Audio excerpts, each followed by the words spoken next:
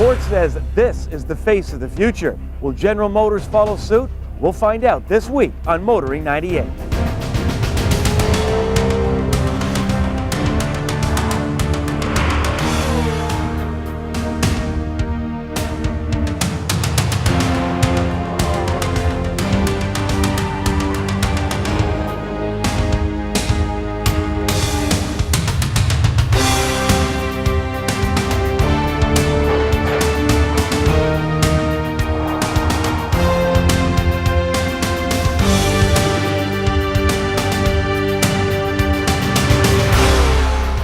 TSN's Motoring 98 is brought to you by Quaker State.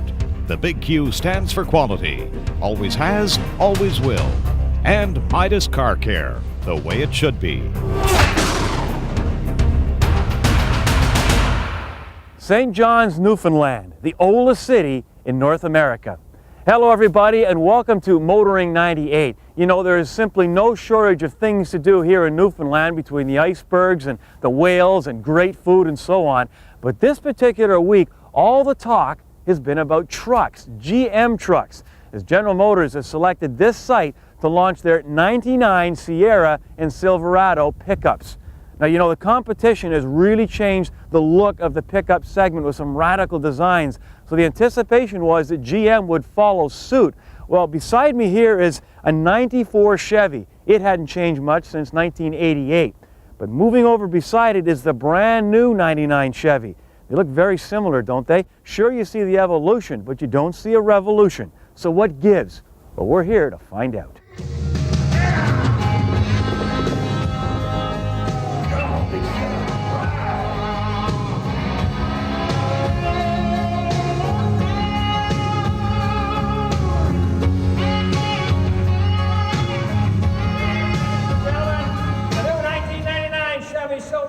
The biggest, fastest, strongest, and smartest Chevy pickup ever built. What do you think? General Motors spared no effort or dollars when it launched the Chevy Silverado and the GMC Sierra at the Detroit Auto Show. It was a major production that almost overshadowed the pickups. Why? Well, when it came to styling, General Motors decided to stay with the status quo, unlike the competition, Ford and Dodge. Yeah, they have, and they've done that for their own particular reasons, but I think when we were looking at the evolution of our pickup truck, again, we talked to our customers first, and we have a lot of them, and they basically said to us, look, we don't want you to change this truck a whole bunch. What's important to us are things like power and towing capability and hauling capability, roominess, things like that, and those are the things we built the truck towards. And I think the biggest mistake any customer, or certainly any new customer could make, is that if they look at the outside of the truck, they might say, oh, it hasn't changed a whole lot. And as you well know, by driving these trucks today, they have changed considerably and very much improved. Without a doubt, much of the improvement does come under the skin. The third door is now standard. The passenger cab with 3.7 extra inches is now the largest in the industry. Under the hood, while the 4.3 V6 is a carryover from last year, you now have several powertrains to choose from with 3 all-new V8s and a 6.5 turbo diesel. Stopping power now comes from a 4-wheel disc brake system. The new trucks contain 30% fewer parts and fewer people are needed at the Oshawa truck plant thanks to new age robotics.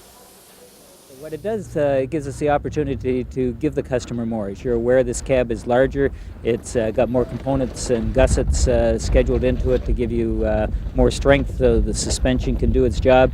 The frame is now in 3 pieces. We got 4-wheel disc brakes, and so we can do it with less labor, but probably about the same cost as we did with the previous model. We currently do very well with the current style truck that we have, and as a matter of fact, our sales have increased, and we continue to be the #1 selling pickup truck in Canada when you combine Chev and GMC. So I don't think you want to mess with a good thing, you want to improve on it, and that's exactly what we've done. We've evolved the pickup truck from a design point of view as well as from a feature point of view. Have they got it right? Tell me what your impressions are with this. Well, they seem to be pretty confident they've got it right, and to some extent Ford may be validating that because they've backed off a little bit on their 99 styling. It's a bit more conservative than what they first came out with in this latest truck. So everybody's kind of gravitating towards the same place. It's going to be a really competitive market for the next few years. they've made some huge steps forward in ride and ride control. For example, we found with the adjustable suspension, it did make a quantifiable difference. The truck didn't step out as bad when you had it on firm. Styling, it's a conservative design. It tends to stay with their original. It's very identifiable as a Chev or a GM. It's not a radical departure like the Ford design or like the Dodge design. This is an important launch for General Motors. Last year, they sold 196,000 trucks, of which over 86,000 were pickups. So who are these people? You know, it's hard to say. I think most people are looking for some versatility. I would say that people that are buying pickup trucks probably have more use for them than perhaps even people that buy utilities. I think the utilities are more of a fashion statement than the pickup trucks, and I think pickup trucks are more of a versatile use vehicle, and I think that will continue to be the way it'll go in the future. The fourth door. They're a little late getting out of the gate. Yeah, I think maybe a case they just misjudged the market a little bit. There is one coming, they just won't say when. That is obviously a big deal for Ford, where it's going to be standard equipment, and Dodge have already got it as an option. So that may cost them a little bit, but the truck market is probably the most loyal in terms of buyers. Chevy people are going to be Chevy people whether they got 3 doors or 4 doors. So you give it thumbs up or thumbs down? One up, one down. Yeah. One up for what and one down for what? One up for the motor, if it's like you're saying. Yeah, one down for the looks. That comes from the die-hard Chevy man too, right? Yeah.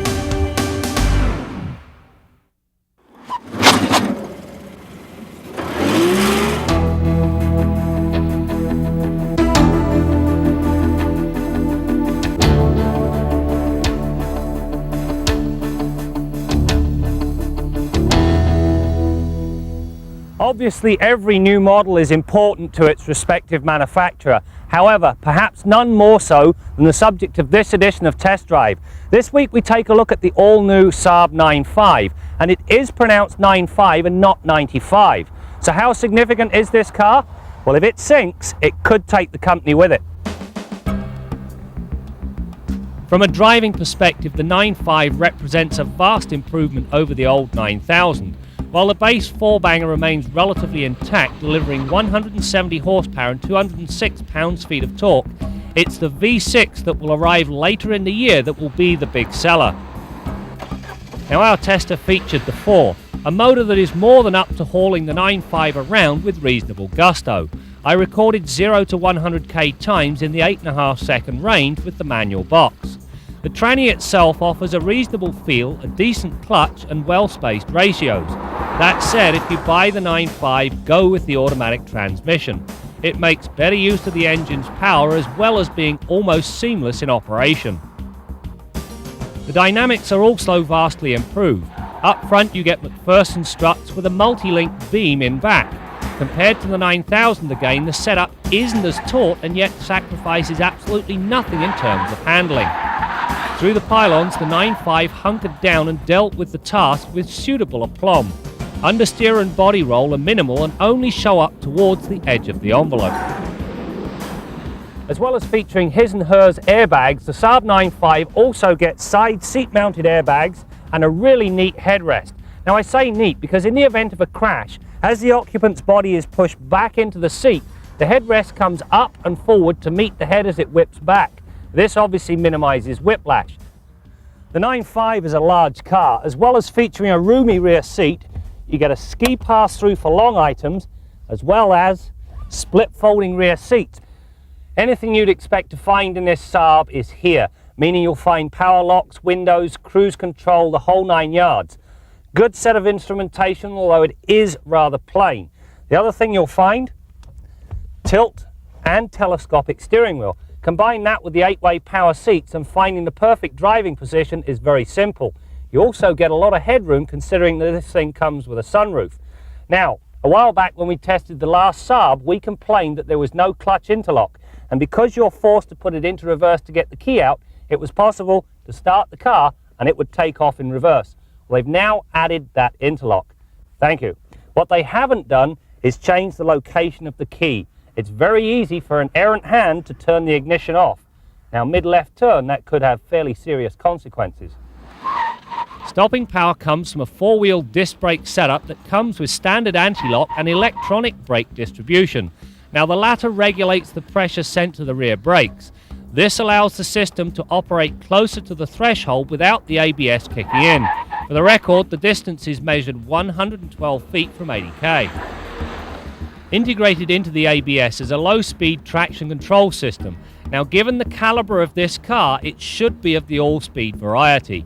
But that said, this is one of the few areas that Saab overlooked. Don't start riding Saab's Obituary quite yet, because there's a lot of life in the 9.5, especially if you go with the V6 model. In short, if you're looking for an upscale car with above average space, the 9.5 should be on your list.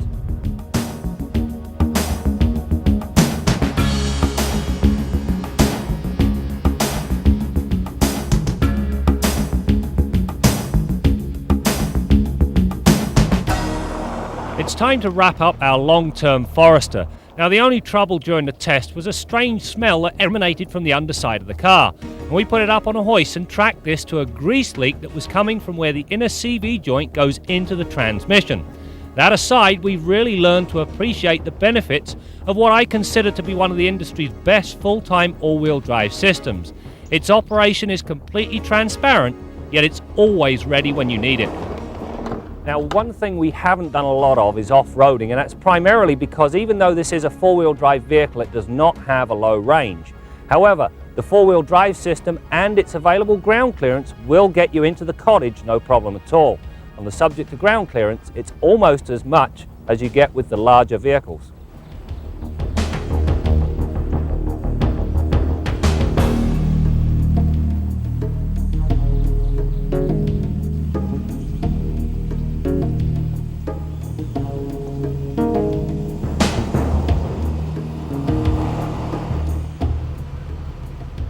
Mosport Racetrack was home recently to some men with very rich toys, as the Ferrari Club of America turned the track into a sea of red for its annual international get-together.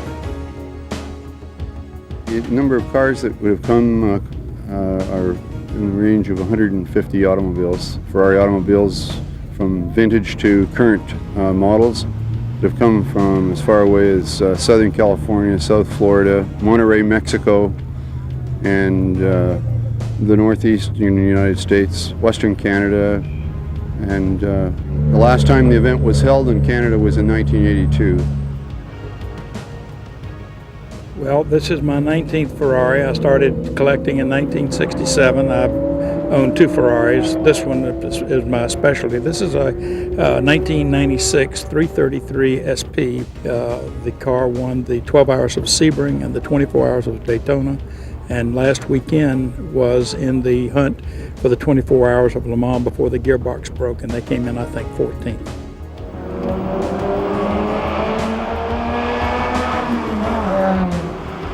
I know some of the cars, the 355s and 348s, are doing well in excess of 220, 230 kilometers up the back straight.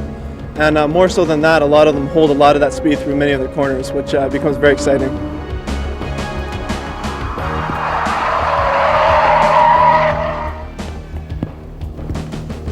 Our Midas tip of the week concerns choice of fuel grades at the pumps. Some cars, like this Thunderbird Super Coupe with its supercharged V6, absolutely require and specify right on the dash premium unleaded fuel only. But the vast majority of today's cars and trucks are designed to run properly on low grade or 87 octane unleaded fuel, and most of them will for the majority of the year. I find typically that most of my vehicles run pretty well for about 9 months of the year, those cool months of the year. But June, July, and August, with increased ambient temperatures and the type of driving you typically do in those months, which is high speed, higher load, maybe trailering, climbing hills, etc., all these things may require that you use mid-grade or premium fuel in order to combat engine ping. Make sure that you know what engine ping sounds like. It's that awful rattling sound when you accelerate or climb a hill. If you've identified that sound in your engine, that's the sound that tells you you need a higher grade fuel. If you put mid-grade or super gas in and get rid of that pinging sound,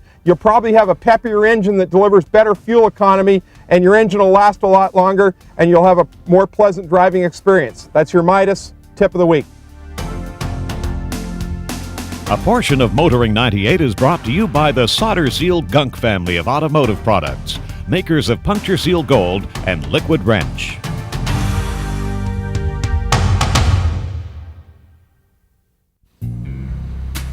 When a manufacturer launches a new product, it hopes it gets some reaction. Well, no problem with the new General Motors pickups, as they have been the talk of the rock.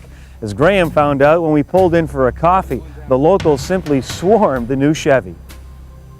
First impressions, I gave one up and one down. I'd have to say that looks are a bit of a copy off the Dodge Ram. You know, a few odds and ends, and it never changed very much. But overall, it's a good run truck because the motors were very, very good. 5.8 and the 6-liter, and it was 4.8, I should say. But I still think that the Ford and Dodges just outlook it.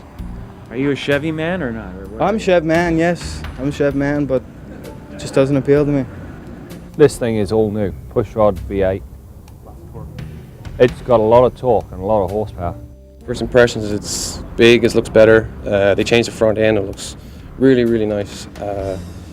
The higher suspension, 3 doors, it's pretty good on it. The doors are wide, looks good, long. You want to take it down and just try it, a 4-wheeler. Just bring it into the woods and just, you got that chance, right? Just to do it. Put it in 4-wheel drive and put it to the max. Are you a Chevy man? I'm a Chevy man. So would you buy anything else? No, I think I'd buy a Chevy.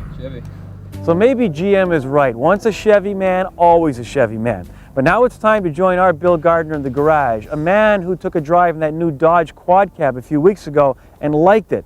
So Bill, it seems that as far as styling goes, GM is sticking with the status quo. What's your reaction? Well, Brad, it looks like GM's just tweaking the styling a little bit from the last series of pickups, and I certainly don't have a problem with that. My everyday driver is an 88 GMC pickup, and I quite like the styling and all the features that it's got. So if they're just, you know, expanding on that, I won't have a problem with that. And talking about GMC pickups, they go back a long way in my family. I was going through the picture albums the other day, and I found an old picture of myself in the driveway with my dad. I was about 3 years old, and my dad's shoveling the driveway, and there right beside us is a GMC pickup from the 50s. So there's been quite a few of them in our family. But what I want to talk about this week is a feature that I'd love to see somebody incorporate on their full-size pickup. I can't understand why they haven't done it by now. Ford, GM, or Chrysler, somebody should pick up on this. It's a feature that Ford had in the late 60s and early 70s, and it's a lockable tool storage box. There's all kinds of room where they could fit it in. Boy, I'd love to see somebody do it. Look at all that unused space in there. Now, here's what I don't understand. When I'm under the hood of today's cars and trucks, I see engineers cramming every last square inch with equipment that's always in my way when I'm working on the car. But here's a perfect example of a huge area of usable space that nobody's capitalizing on.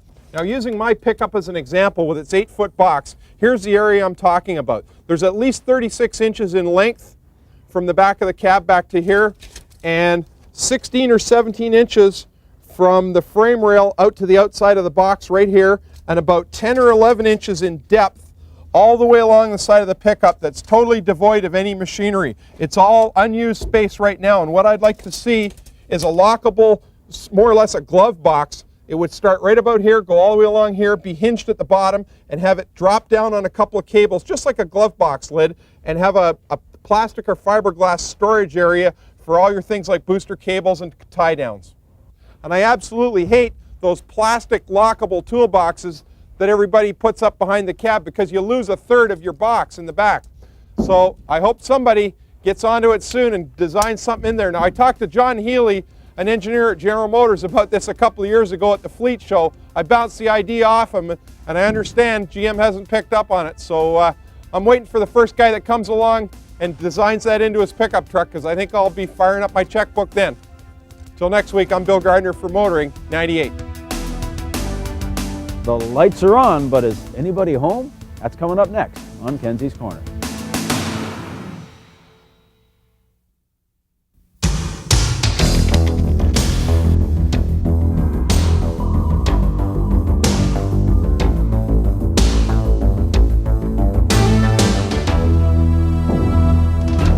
Now, I was following Brad and the lads in this Sierra pickup up this Cape Spear Road in beautiful but really foggy Newfoundland, and it got me thinking about daytime running lights. Yeah, I know, I should get out more.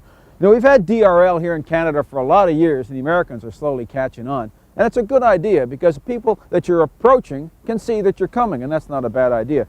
But did you know that DRL does not work on the back of most cars? So what about people that are coming from behind you? Don't you think they ought to know that you're out there too?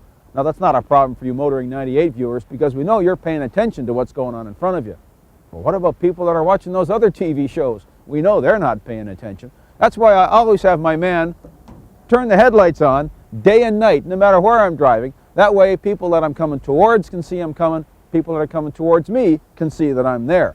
It also means you don't have to worry about those 85% intensity high beams that most car makers use for DRL. They're pretty dazzling in a lot of weather conditions.